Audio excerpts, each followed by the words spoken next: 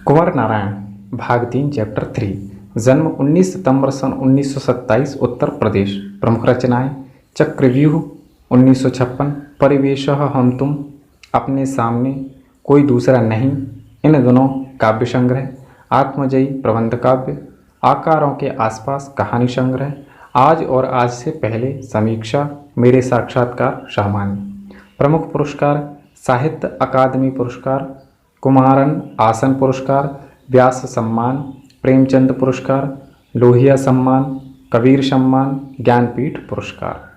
न जाने कब से बंद एक दिन इस तरह खुला घर का दरवाज़ा, जैसे गर्द से ढकी एक पुरानी किताब।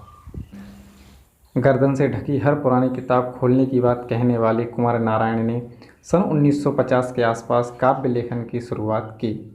उन्होंने कविता के अलावा चिंतनपरक लेख, कहानियाँ और सिनेमा तथा अन्य कलाओं पर समीक्षाएं भी लिखी हैं, किंतु कविता की विधा को उनके सृजन कर्मों में हमेशा प्राथमिकता प्राप्त रही। नई कविता के दौर में जब प्रबंध काव्य का स्थान प्रबंधत्व की दावेदार लंबी कविताएं लेने लगीं, तब कुंवर नारायण ने आत्मजयी जैसा प्रबंध काव्य रचकर भरपूर प्रतिष्ठा प्राप्त की। आलोचक मानते हैं कि उनकी कविता में व्यर्थ का उलझाव, अखबारी सतहीपन और वैचारिक धुंध के बजाय संयम, परिष्कार और साफ सुथरापन है।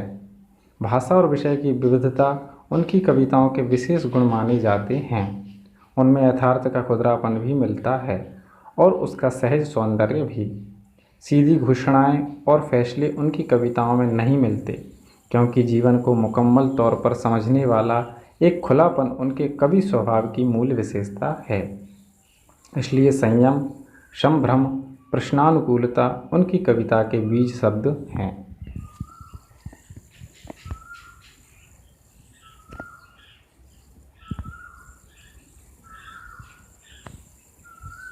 आरोह कुंवर जी पूरी नागर संवेदना के कवि हैं।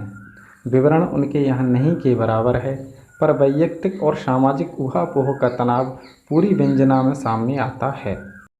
एक पंक्ति में कहें तो उनकी तटस्थ वीतराग दृष्टि नोच खसोट, हिंसा प्रतिहिंसा से सहमे हुए एक संवेदनशील मन के आलोड़नों के रूप में पढ़ी जा सकती है।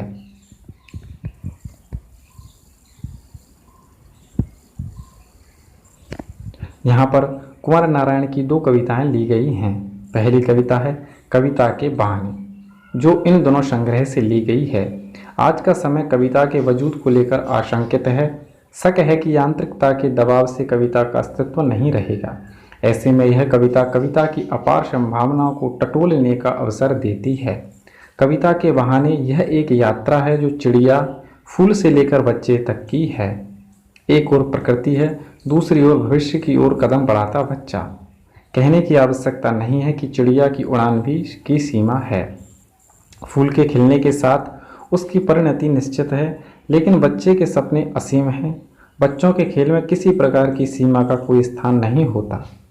कविता भी शब्दों का खेल है और शब्दों के इस खेल में जड़, चेतन, अतीत, वर्तमान और भविष्य सभी उपकरण मात्र हैं। इसलिए जहाँ कहीं रचनात्मक ऊर्जा होगी, वहाँ सीमाओं के बंधन खुद ब खुद टूट जाते हैं। वो चाहे घर की सीमा हो, भाषा की सीमा हो या फिर समय की ही क्यों ना हो। दूसरी कविता है बात सीधी थी पर, जो दूसरा नहीं संग्रह में संकलित है। कविता में कथ्य और माध्यम के द्वंद्व उकेरते हुए भाषा की सहजता की बात की गई है। हर बात के लिए कुछ खास शब्द नियत होते हैं, ठीक वैसे ही जैसे हर पेंच के लिए एक निश्चित खांचा होता है। अब तक जिन शब्दों को हम एक दूसरे के पर्याय के रूप में जानते रहे हैं, उन शब्द के भी अपने विशेष अर्थ होते हैं। अच्छी बात या अच्छी कविता का वर्णना सही बात का सही शब्द से जुड़ना होता है, और जब ऐसा होता है तो किसी दबाव या अतिरिक्त मेहनत की जरूरत नहीं होती, वह सहूलियत के साथ हो जाता है। कविता के बहाने। कविता एक उड़ान है चिड़िया के बहाने।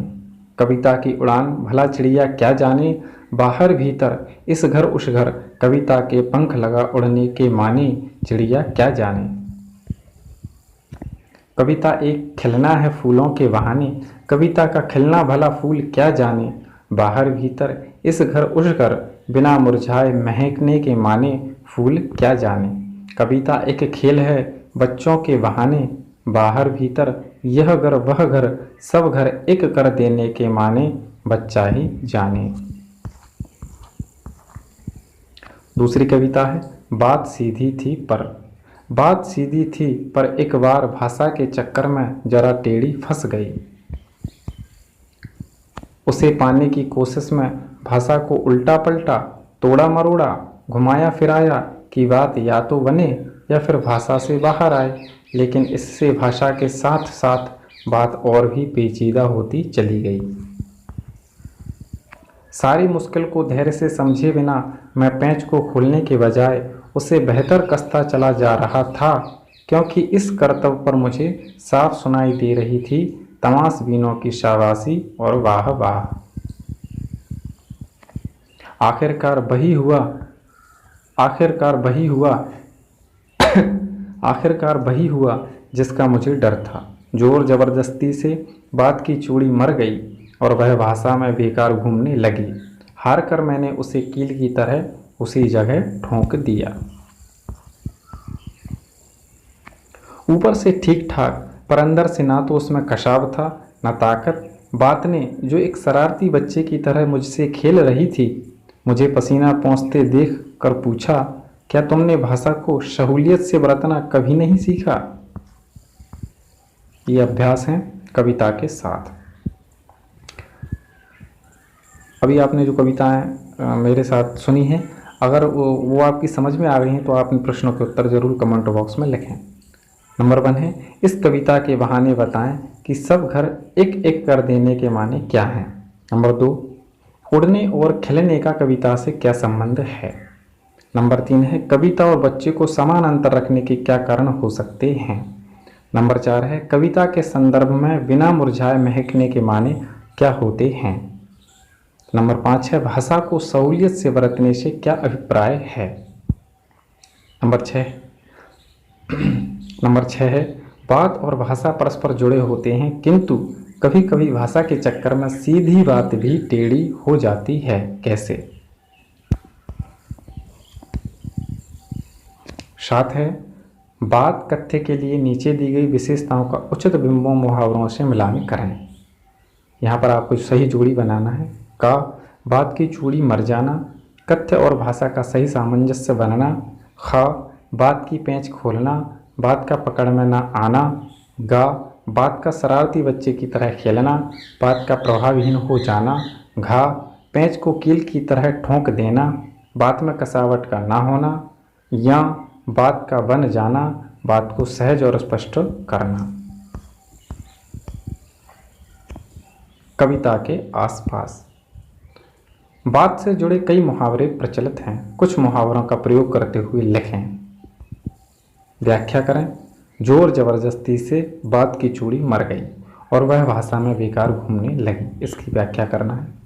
चर्चा कीजिए। आधुनिक युग में कविता की संभावनाओं पर चर्चा कीजिए। चूड़ी, कील, पेंच आदि मूर्त उपमानों के माध्यम से कवि ने कथ्य की अमूर्तता को साकार किया है। भाषा को समृद्ध एवं संप्रेषणीय बनाने में बिंबों और उपमानों के महत्व पर परिसंवाद आयोजित करें। आप सदारी। 1, सुंदर है सुमन विहंग सुंदर, मानव तुम सबसे सुंदरतम। पंत की इस कविता में प्रकृति की तुलना में मनुष्य को अधिक सुंदर और समर्थ बताया गया है। कविता के बहाने कविता में से इस आशय को अभिव्यक्त करने वाले बिंदुओं की तलाश करें। 2 है, प्रताप नारायण मिश्र का निबंध बात और नागार्जुन की कविता बातें ढूंढ कर पढ़ें।